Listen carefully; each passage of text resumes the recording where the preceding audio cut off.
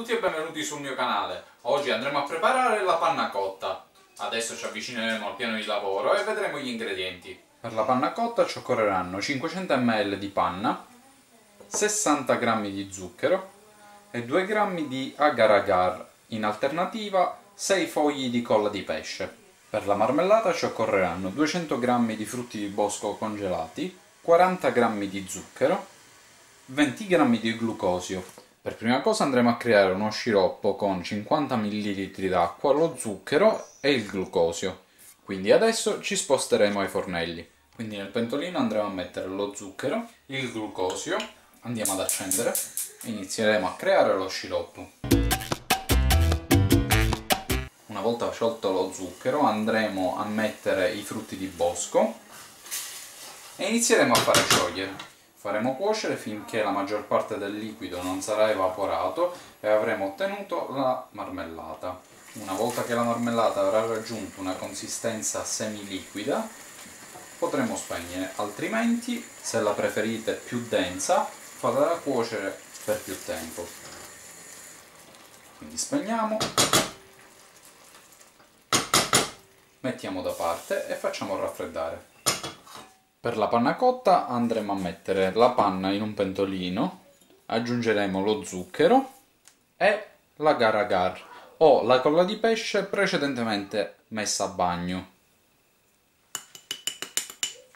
Ci sposteremo ai fornelli, andremo ad accendere e andremo a mescolare con l'aiuto di una frusta.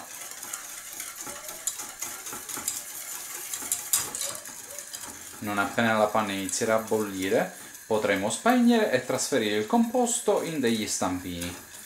L'agar-agar in ogni caso non è altro che un agente addensante ricavato da delle alghe e si può trovare tranquillamente in commercio nei negozi per la pasticceria. A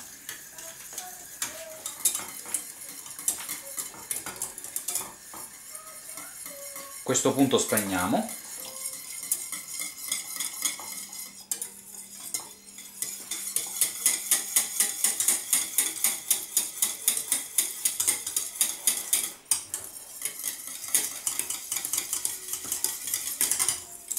Ci trasferiremo sul piano di lavoro e con l'aiuto di un colino andremo a filtrare il prodotto direttamente dentro gli stampini.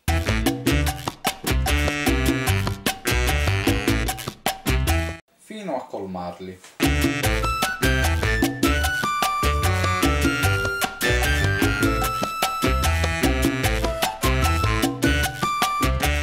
Una volta fatto ciò li faremo raffreddare, dopodiché li andremo a mettere in frigo. Una volta fatta solidificare la panna cotta in frigo, siamo pronti per sformarla. Quindi andiamo a sformare. Andiamo ad aggiungere la marmellata sopra.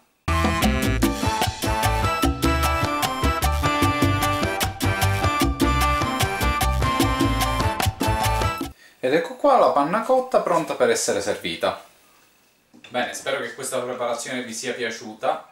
E ricordatevi che per seguire le mie ricette basterà iscriversi al canale. Noi ci diamo appuntamento al prossimo video, ciao!